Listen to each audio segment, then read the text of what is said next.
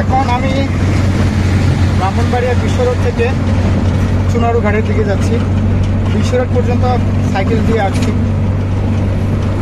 আজকে সম্ভবত আমরা সাইকেল নিয়ে বের হয়েছি দেখে মনে সূর্যের তাপমাত্রা খুব বেশি। তো বিশ্ব রোড আসা পর্যন্ত আমাদের আর অবস্থা খুবই খারাপ।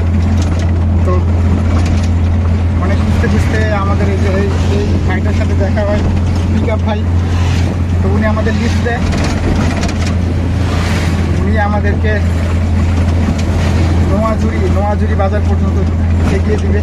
তারপর এখান থেকে আমরা আবার সাইকেলে চুনারু ঘাট চলে যাবো। আর সাইকেল পিছনে আরেক ভাই আছে, তাপস ভাই, সে পিছনে সাইকেল নিয়ে দাঁড়ায় আছে।